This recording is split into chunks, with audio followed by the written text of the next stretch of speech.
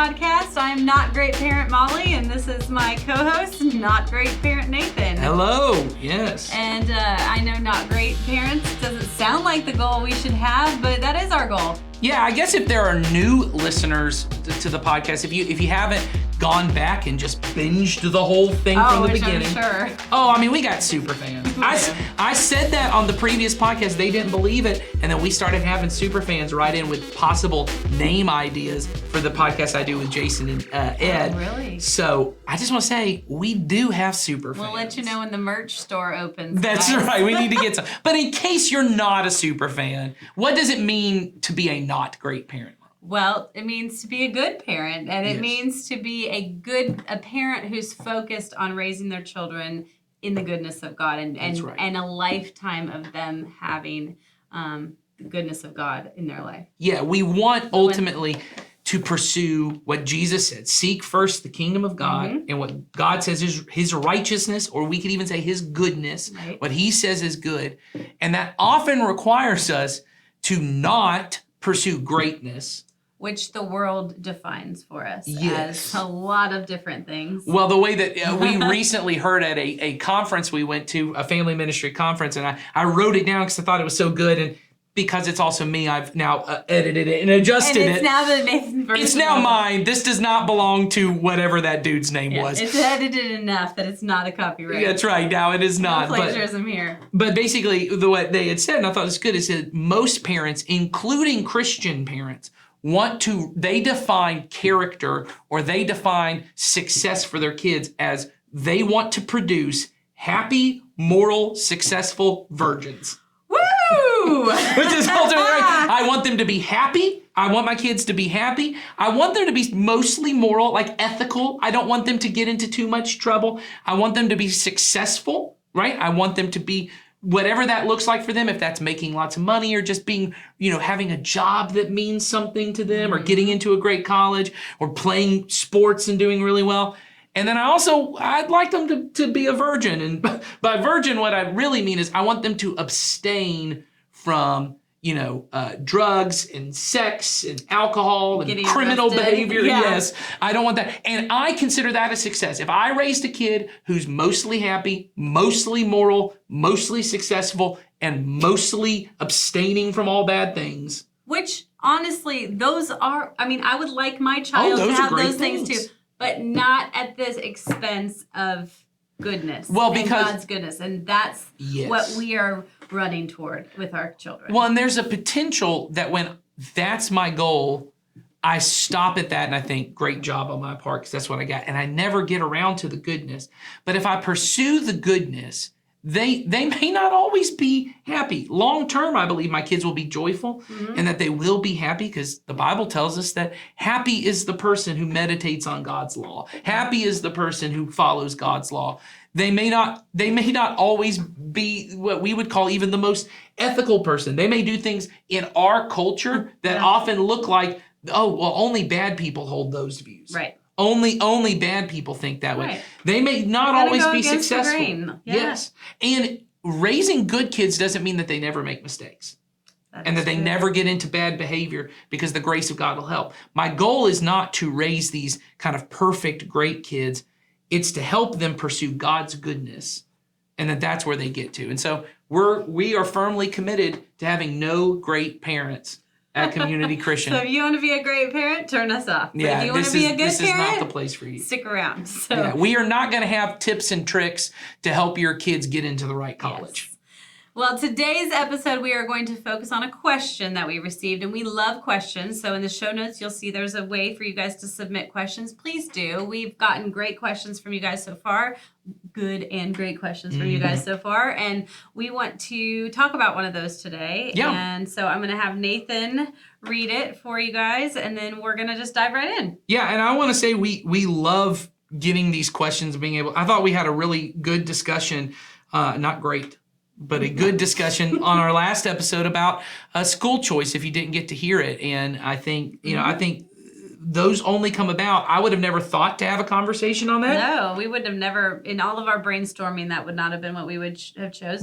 So that's why these questions you send us are awesome, because then we really can have conversations around the things that are going on in your heads, what you want to know. Well, and we are a church, we're a community, and we want these to be communal discussions, and we're the two who get the microphone. But Yeah, but we're not driving some kind of, we're Yeah. talking about goodness, and we are both parents also, and we're just trying to do the right thing, and we're just trying to raise our children in the goodness of God also. So, we're see just how it works facilitating out. a conversation here. So tell them how they can send the questions in. Oh, so if you go to the show notes, there's a link, and that will take you to a form to submit the question, and then we will receive it, and then listen. And we're currently answering basically all the questions that we're getting. We're trying to get to them as quick as we can. So here's the question.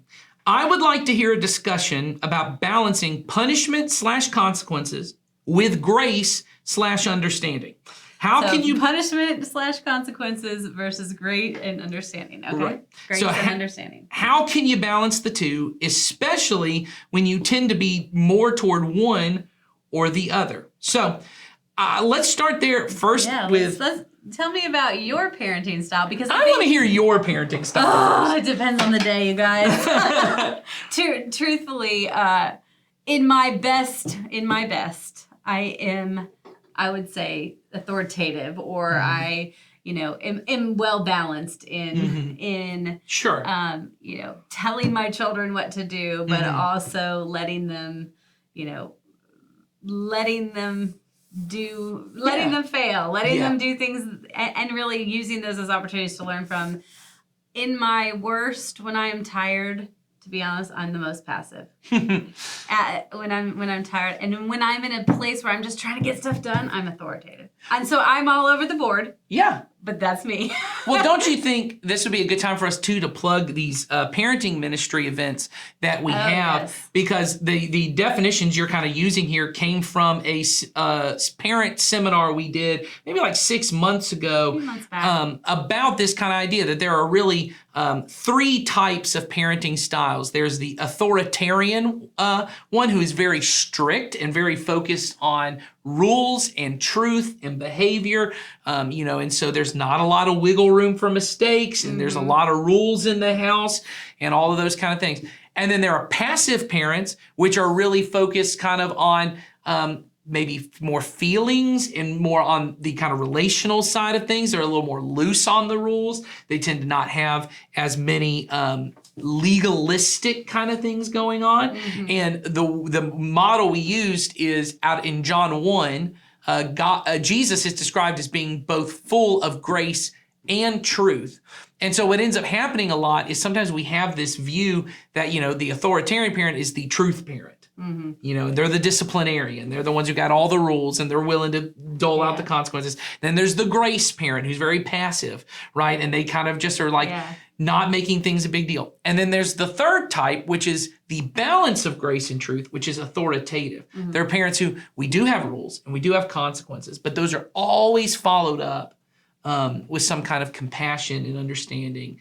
And I'm a feeler, so passive is easy for me to go to, but because you can sympathize. But I grew up in an kids. authoritative. But what my learned parenting is very authoritative, and so not authoritative. Authoritarian. Oh, the words, guys, they're hard. Strict. The strict side. So I grew up in a very strict, like, this is what if I say it, you do it kind of thing. It was loving, but it was very like, lots of rules. I always knew what a consequence was going to be before I ever even did anything. Right. Like, it was always outlined, all that. So that was my learned parenting. And then my natural way is a little bit passive. So I really do run into sort of the inconsistency from time to time. But authoritative is probably where I land more often than not. I don't think this maybe you can tell me if this is true, send this in as a thing. I don't think there are truly any fully passive parents, and what I mean is anything goes type parents. No. But I think there are, the word you used, inconsistent, I think is often the way it goes, where mostly I'm pretty passive about things, and then something kind of irks me or offends me or hurts my feelings, or I'm just really tired. And so now I'm doling out huge consequences. You're never leaving your room. You're never blah, blah, blah. You know, and so we kind of swing from one pendulum to the other. I tend to be mostly, you know, I want to say I'm authoritative. And I think, like you said, I think a lot of times I'm growing in this and I'm getting there. I think when I'm conscious of it and I'm very intentional, I'm authoritative. But as this person said, which I think is good, is which way do you lean? I think I lean more authoritarian. I lean more, I said it, you do it. This is just the way it is. We don't have, you know, here's the standards. Everyone lives up to them. And means that tends to be more my style. So I think you lean more passive. I lean more authoritarian, maybe together. Maybe. You know? And I'll say, I think that's kind of the way it goes. I'll say in my marriage is my wife is more on the passive, not fully on the that side, but of the two, we kind of balance. And in our home, my husband is very passive, and so for us, I have to lean the other way, right? Right. Against what's normal to me, because yes. And I think that when I say that was what I learned from my parents is that I at my core know there has to be some level of kind of not strictness, but some level of boundaries and rules and things that are and I think not as negotiable. I think in this kind of dichotomy that we set up of good, not great, for certain segments of people, and this is why we say a lot, greatness looks different to everybody, you know, because we often use the example like being on ball teams or, you know, traveling a lot or grades, but that may not be your thing. So I think authoritarian is a great model of parenting. And what I mean by in greatness, because in authoritarian, you make sure my kids aren't ever going to prison. My kids aren't ever going to mess up. They're never going to embarrass me. They're never going to break through. They're going to be quiet, mannerly, perfect kids. And I'm going to and that's often my thing is like, I want you to look good and act good and be good. And I think the way to make that happen is by laying down the law and making it happen. But I think in kind of our culture, the passive side also is a path to greatness for many because I'm very in touch with my kids' feelings and everyone's happy all the time. And we're really, you know, in that happy, moral, successful virgin category. We think passive is the way to get to that happy part. That's the way that I get to kids who are in touch with their feelings and I'm in touch with their feelings. And I don't ever, you know, we use the word shame a lot. I don't ever shame them for the choices they make. I don't ever make them embarrassed that they did a wrong thing. We just kind of talk about it and make it happen. That's a path to greatness. And the authoritarian is the path to the successful behavior virgin kind of side of things where we don't ever mess up or do anything wrong, but I may not be in touch with their feelings. And we want to be parents who are focused primarily on raising my kids to love God and love people. And that requires both parts of that, I think. I think so too. I mean, I think part of what we've talked a lot about is, you know, conversations with your kids. And if you're an authoritarian, you might have to work on that aspect. Or it also, we've talked about putting some boundaries for our children saying, hey, this is our family's priority. And that for people who are passive may be a struggle. So yes, it is a balance in those things. And so I say I'm inconsistent and I think that's okay. I think, but I think it's about being intentionally the parent type, you understanding where you're at and being intentional about. Well, and don't you think, things. You know, so the goal is to love God and love people. And Jesus makes very clear, if you love me, you obey my commands. And I think sometimes we have really, by saying, you know, Jesus, one command is to love God and love people. Sometimes that sounds like Jesus doesn't care about any other part of the commands he's given. But the truth is, Jesus says all the commands in the Bible can be summed up by loving God, which means if I'm going to love God, those other commands do matter. Me being a person who does not lie matters. I cannot love God if I'm lying to him and everyone else. And to his people. Yep. And I cannot love God if I'm losing my temper at every moment and blowing up on other people, or if I'm stealing, or if I'm doing these other things. And so part of teaching my kid to love God is giving consequences and giving boundaries, saying this kind of behavior is not acceptable in a home where we're going to love God and love people. But on the other side of it too, I've got to have enough grace that doesn't make you feel like you are worthless or incapable because of the thing. And so consequences, discipline is really a way, and you're going to hear Jason say this in a minute when we get to Jason's segment, this idea of punishment, that idea really needs to be taken out of our head. The idea of punitive, that I am punishing you for the thing. And because punishment is about you did something bad, now a bad thing will happen to you. Right. It's not about the correction of or learning to have a better behavior. It's about just I'm punishing you for that. Yes, the goal of discipline is what it sounds like. It is I am wanting to give it is a gift that I give to my children, that they are able to be self-disciplined, or as the Bible puts it, self-controlled enough to not lose my temper and scream and hit my sister because I'm upset, or to steal something when I want it, or to lie. That takes discipline. And so it may require when my child is not self-disciplined, me as the parent may have to step in and discipline them. Yes. To put that discipline around them. So we asked Jason, who is on staff here as one of our teaching pastors, but he also is over our kind of, we call them our pro parents, or our older parents. They're part of our parenting ministry team. Right, and he does a lot of these kind of seminars that we do around parenting. We asked him to give us kind of some guidelines on what is really the purpose of consequences, of discipline, and what are some guidelines to kind of do effective discipline. So let's hear what Jason has to say. So the podcast team asked me to come in today and talk a little bit to you guys about how to give consequences to our kids as parents. And the first thing I wanted to say is I am just like you. I am not a great parent, especially when it comes to this too. Today, what I want to talk to you about is really just my take on this. I don't think any of us are perfect at all on this. We don't get this right all the time because we're all different. Every kid is different. Every situation is different. And like I said, every parent is different in how we approach situations. So because of that difference, it's hard to just have one hard, fast rule on how to do consequences in every situation. But for me, again, just for me, what I always like to do is start with the end in mind. And what I mean by that is I like to ask questions of, well, what is my ultimate goal as a parent? And again, for me, my ultimate goal is I want to raise an adult who loves Jesus and who loves people.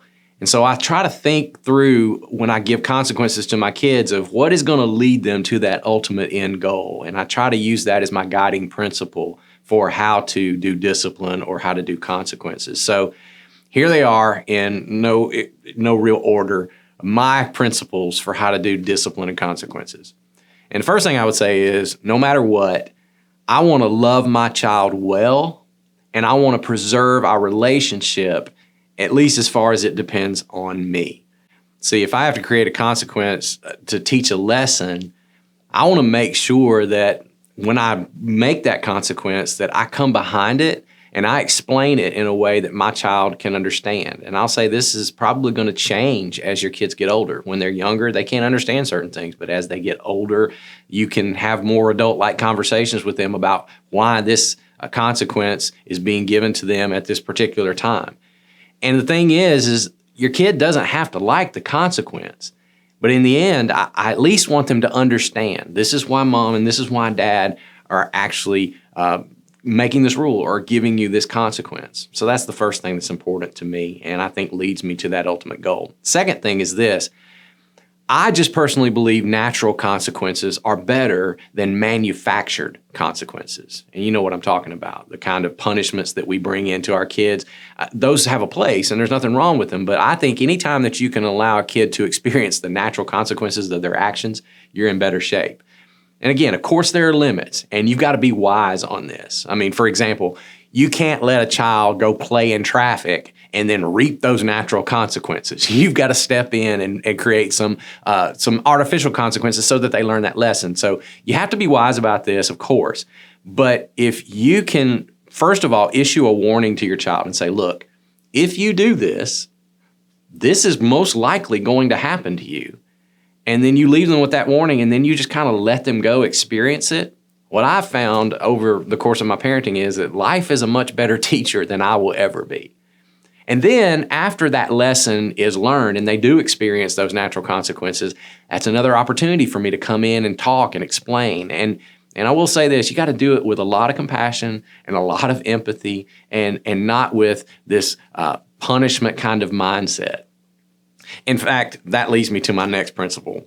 when you do give consequences or you have to lay out some kind of punishment or discipline, in the words of the old hip hop song in my era, you need to check yourself before you wreck yourself. And what I mean by that is don't ever discipline your child when you're angry.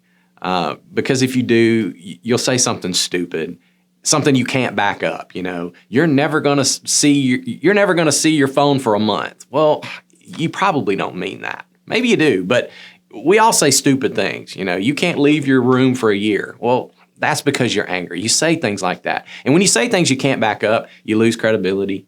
And not to mention you damage that relationship with your child that I was talking about earlier, which again is a huge value for me.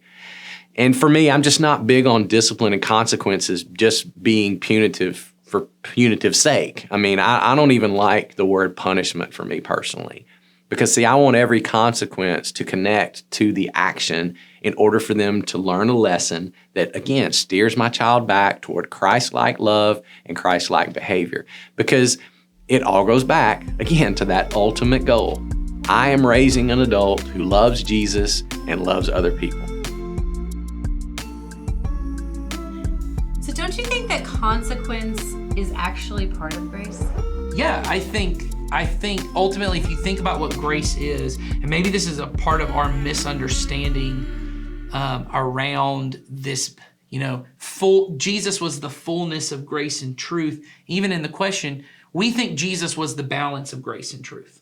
Right, and I've even heard that taught before, that more in terms of love, but Jesus is love, so that it was the balance of the two. But really, it's He's not the fullness of both. He's the fullness of both. He is the perfect combination of the two. Yes, that what Jesus ultimately is, and we see this, there's this idea, I think, because when you talk about it in terms of a balance, what you think is, there are times I have to give grace and just not give them truth. Mm-hmm. And so for this time, and I'll balance it. Or I need to give more grace, so I'll just give a little less truth. Mm-hmm. Or I need to give more truth, so I need to not give them much grace on this side. Right. But grace is, here's what I think is important, is grace is God's grace at least, is God's activity in my life, his power in my life to either help me to do, enable me to do, or do for me what I can't do for myself. So often when we talk about God's grace, what we mean is forgiveness of sin. Right. We think I received the grace because he died on the cross for my sin. True, but grace in the original Greek language, the word for grace is this word charis, which is where we get the word charisma from. Right. Charis is just a gift of kindness that someone gives to me. It's not something I've earned. It's just something someone gives to me. So Christmas gifts are charis. They are grace. I did not earn a Christmas gift. Someone just gave it to me. But a Christmas gift is also not just the forgiveness of my sins. Mm-mm.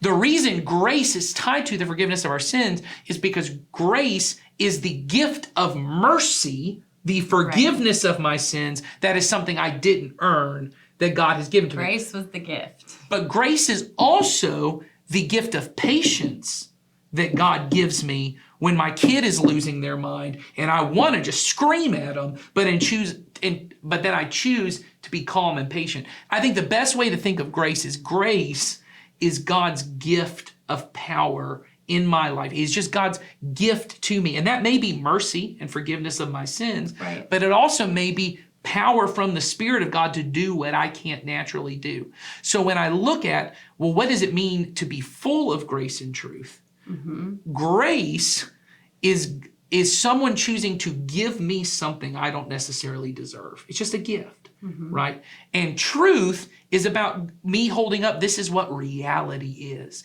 This is the way the world works. And so grace and truth are not opposites that are at odds with one another. They're bound together. They're bound up together. And I think that's just important for us to understand about God, that God giving us truth, the Jewish people would think of the law as God's grace. God's telling us the best way to live. Right. That's what I was going to say. I mean, he didn't just die for our sins. Yes. He did. That was the great act that he did. But before that came all this teaching. Yes. And they really were tied together because all that teaching involved, this is going to happen. And it's, then you're going to have a new covenant with me and it's going to look different. But he brought with him not just this act of saying your sins are forgiven. He brought truth Yes. with it. And they were together. What John is trying to do in John 1 by saying Jesus was the fullness of grace and truth, what he's doing is he's actually drawing on, and we've recently been using this verse in our Sunday morning worship where God revealed himself as Yahweh, the Lord. I am full of abounding love and faithfulness. But then he follows that up by saying, we haven't done this part, but you'll see this is, he also says, he says, I'm slow to anger, which is kind of the grace side, is I am giving gifts to you. You don't deserve me to be slow to anger or to be compassionate about your little pitiful human problems because I'm God. But that's a gift I give. I care about these things. The truth part is where he says, but don't think that I don't care about your sins. He says, I visit those sins, and that's where you hear about on the next generations. I'm going to take care of sin.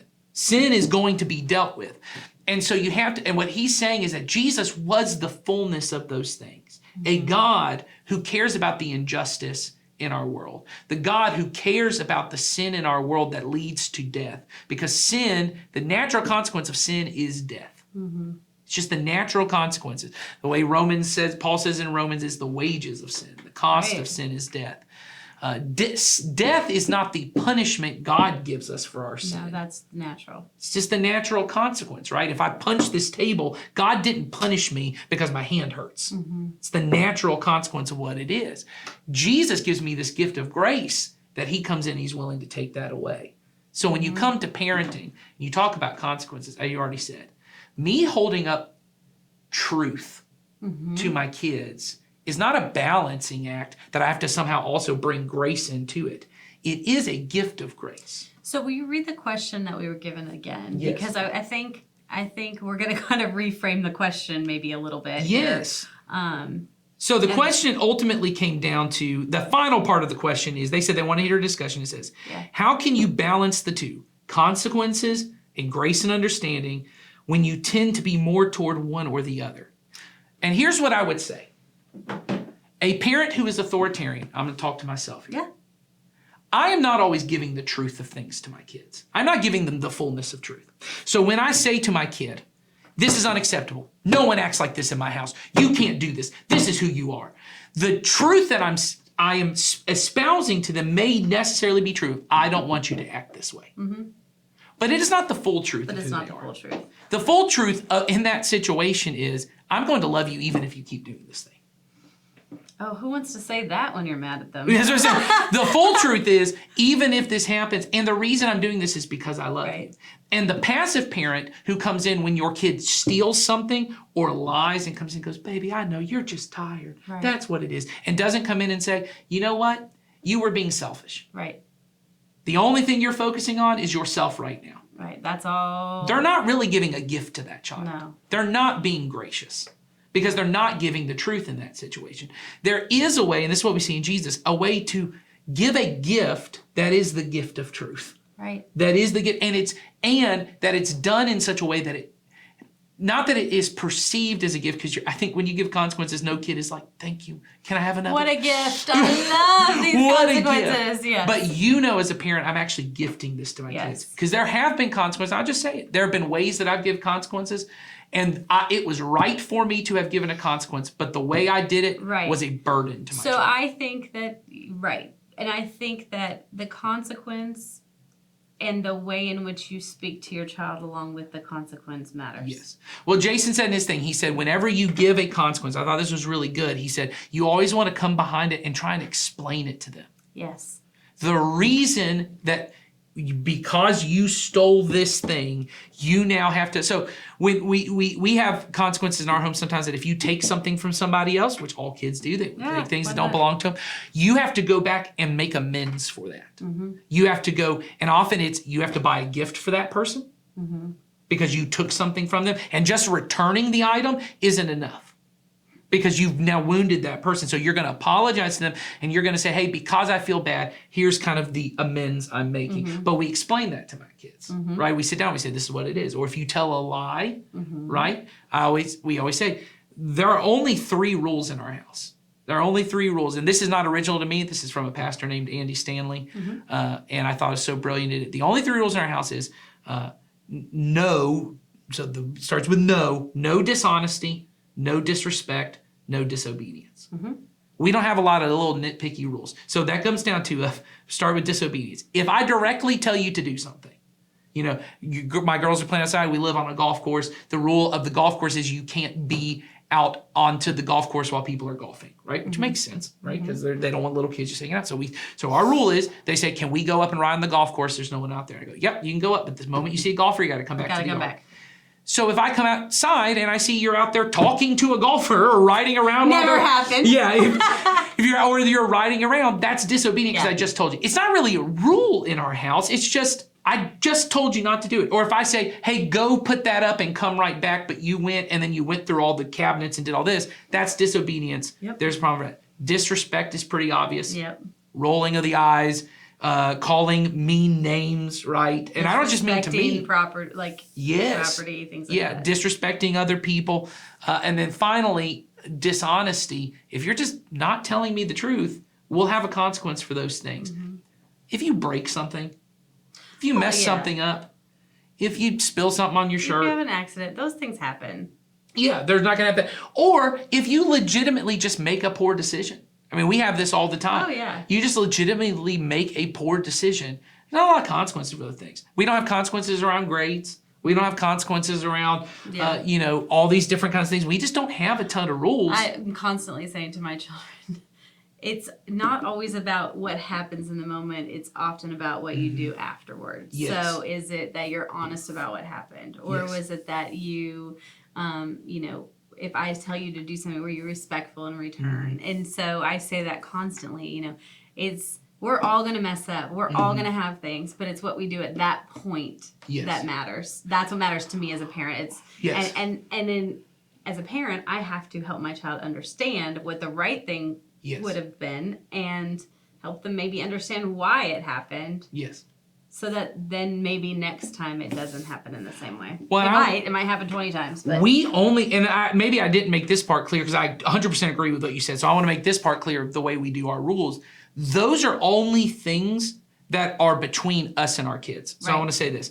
Disobedience is if I tell you to do something and you don't do it. Disrespect is they're going to be disrespectful with their sisters. It's going to happen. I don't know a way to get. They're going to argue with them more than they should. They're going to do all these kind of things. We allow our kids to argue with us. I know a lot of parents don't. We have a lot. If they don't like a rule we make, they're allowed to tell us I don't like it, and they're allowed to tell me all the reasons they don't want to. If they ever get disrespectful, then we got a problem. If it's because you're so stupid, Mom, you're so whatever, that's what we got the problem. And you at the end, at the end may say, okay, well, thanks for sharing, but the rule's still the rule. Well, and then part of the grace and truth is I want to illuminate the truth to you because the grace, the gift that I have as a parent is I have experience. I have wisdom. I know how the world works. So when I say, hey, don't yell at your sister like that, they don't get in trouble for yelling at their sisters.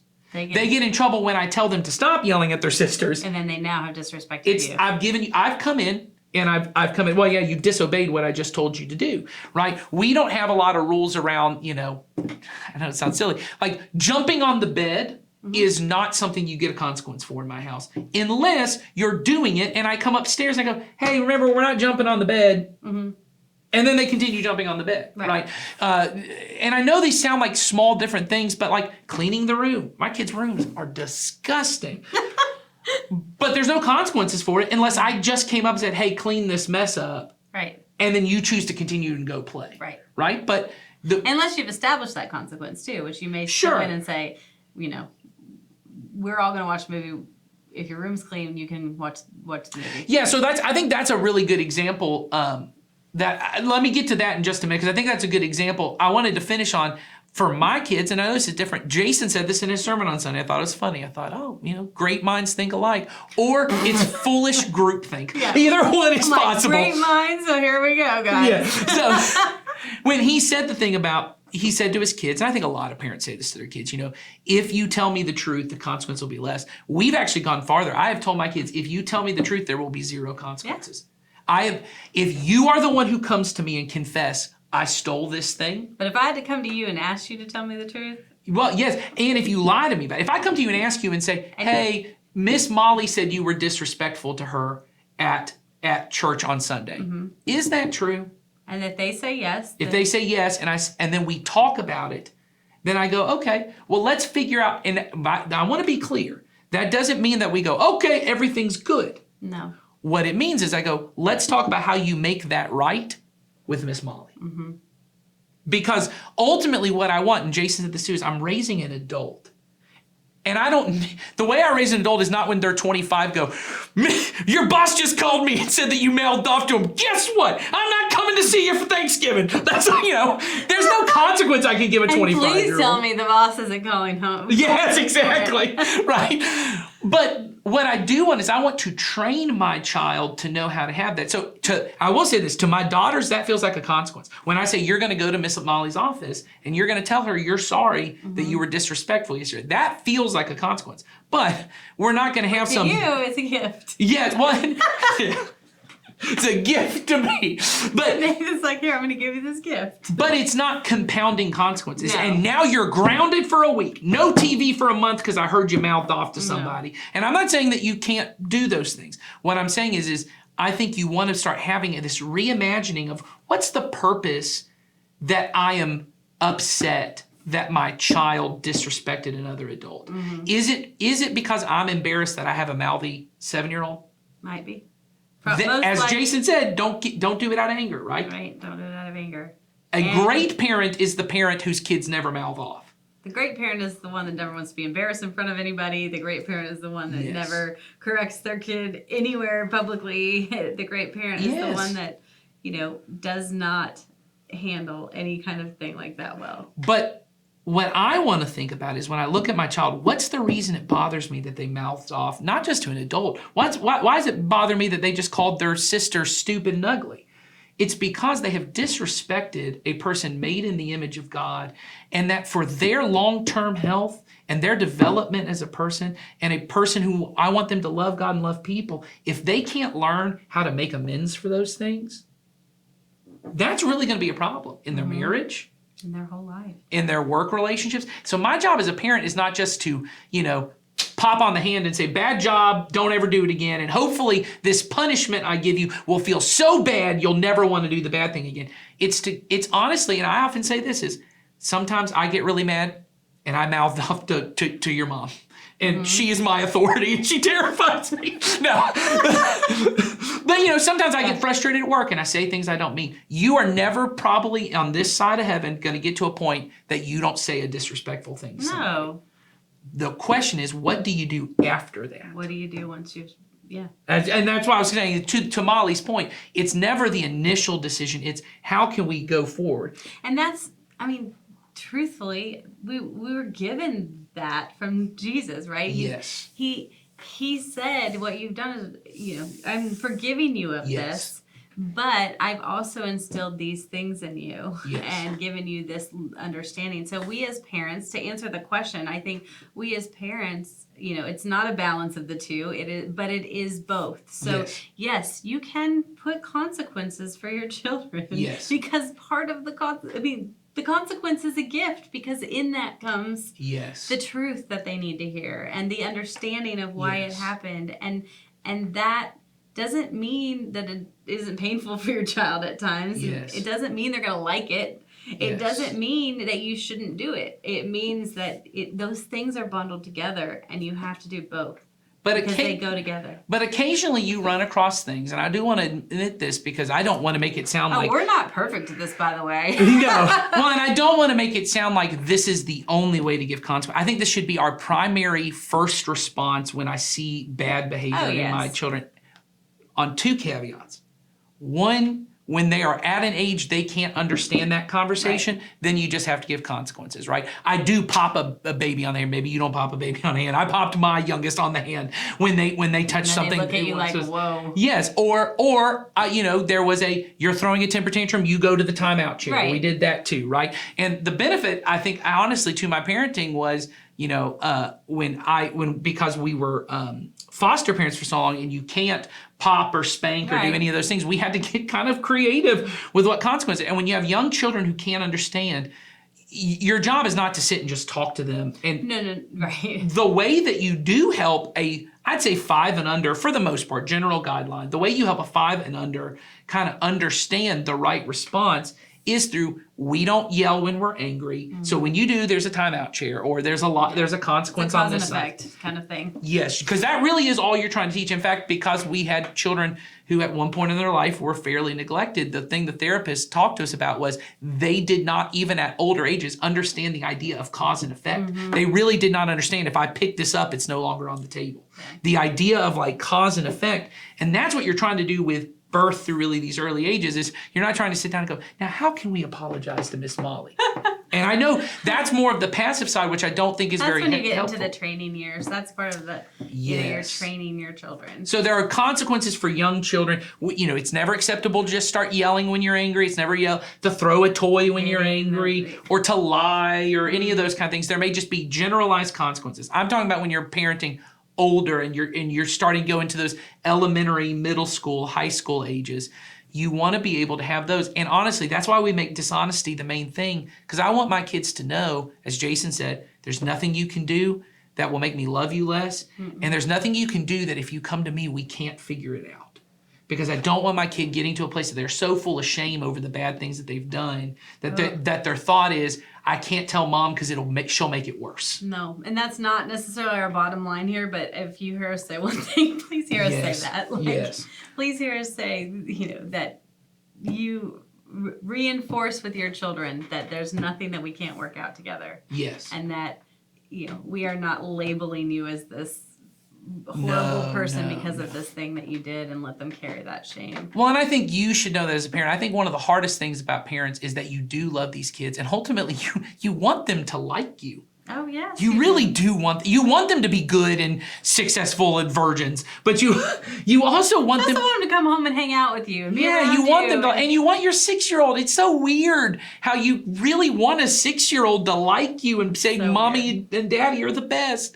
Especially when they say mommy's the best. Yeah, that's I right. have one of those. I'm like, come on, just who's the best One more around here? time. That's right. Who's Say the it worst, again for the guy in Daddy? the other room. Yeah. That's right. Did you say Daddy's the worst? But yeah, I think you really want those things. But the other part of it that we have to hold in kind of tension with all of that is this idea that really my goal is I want to help them become the kind of people who they get to a point of realizing my biggest problem is me. That my biggest problem is my inability to love God and love people. Your children are selfish. I know you think they're not. They are selfish. Babies do not cry because they go, I know my mom wants the experience of breastfeeding me, so let me cry and do those things. And I don't mean this in a bad way. They're self-focused because they go, I'm hungry, I need something to eat. Yeah. Your 3-year-old, I know they bring you the gift, but I don't know if you've noticed this, when they bring you a little toy and they go, I made this for you, Mommy. It's not for selfless reasons. It's because when Mommy gets it, she goes, thank you so much. You're such a sweet boy. Yes. And which I think is good. I'm not saying it is. We're training them. We're using their own self-focused motivation to instill the right behavior. So you want to do the same thing with consequences. Like we said, when they're really young, you just want it to feel like, man, every time I yell and scream, not only do I not get what I want, but I end up in a room all by myself in a timeout chair and I can't do anything about it. This was not worth it. Right? So they instill that in young age. And as they get older, you want to do the same thing. I remember reading the book Boundaries by Henry Cloud, and he described an example of the mom who comes in and she's got a 13-year-old son, and they're all going out for ice cream. And she goes, your room is a mess. This is disgusting. This is what you were talking about earlier. This room it's disgusting. And mom comes in and starts nagging and yelling and saying, you need to clean this up and you need to get this done because we're going for dinner. This room's a mess and you need to blah, blah, blah. And he said, even though you're saying the word you need, all that kid needs is for his mom to get off his back. Right. He doesn't need to clean his room. He's thinking, I want mom to stop yelling at me. Yeah. She goes, but if you come in and go instead, hey, look, we're all going for ice cream. And everyone whose room's clean is getting ice cream. We're leaving in 10 minutes. That's enough time for you to get this done. Now, the problem is not that my mom is yelling and nagging. The problem is I got a dirty room and I got 10 minutes to get it done. The problem is I want ice cream. And what's in between me and ice cream is a messy room, not a yelling, screaming mom.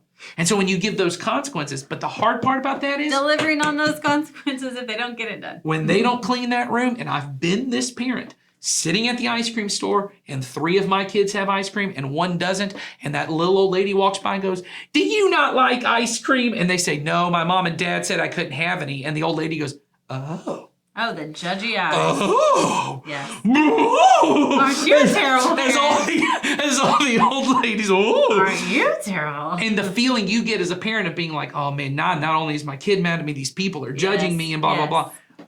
Grace always costs the person who gives it. Grace always costs the person who gives it. It cost Jesus his life. Right. True. And you as a parent who are going to give the gift of grace, which is at times consequences for behavior, it will cost you the fact that your teenager is mad at you, or the fact that other people might judge the decision you made, or that at times your house is not peaceful, or you didn't get the fun experience you wanted of going on the trip and having the fun thing. But that's truly what gift giving is. A gift is something that is not about you. That's right. It's about them. And so I think it's really important when you ask this question, you wanted a discussion on it. And I think we've kind of discussed it through. But that's, I think, where we want to land is consequences are not opposed to grace. They are a gift of grace when done properly. When not, they become this authoritarian thing of all I care about is your behavior. Is the action. Which I hope for all parents. I mean, I'm authoritarian and I feel guilty over this sometimes, but I know at the truth, all I care about is not my kid's behavior. And so that's not even the truth, right? So I'm not really giving them the truth in that moment. And the passive parent who says, I don't care about my kid's behavior, you don't think that's true either. Yeah. And you're not really giving them a gift of grace by never giving them a consequence. Because when they are a 25-year-old who just got divorced because their spouse couldn't put up anymore with their temper or or the fact that they never apologized for anything they did, or they just lost their third job because they can't do anything they don't want to do, you did not give them that gift of grace. And this isn't to shame anybody. No. We are not responsible for our kids' behavior. Our kids will turn into adults and they're going to make their own decisions. Our goal as a parent is to give them both the grace and the truth, because truth is a gift of grace. To be like Jesus for them, even though we can't do it perfectly, which is why we say around here all the time, good parents realize I need to care about my relationship with Jesus as much as my kids. So He's given us that same thing, and it's all in there. If I'm going to give grace to my kids, I need to be the conduit. God gives me the grace to be patient. God gives me the grace to control my own temper when my kid hurts my feelings. God gives me that grace so I can give the grace to them. And then at that point, we allow God to handle the rest of it. Well, we're going to end there. And if you guys have more questions, please submit them to us. We want them there. Go to the show notes, click on the link, and we will see you all next time. Have a great day. See ya.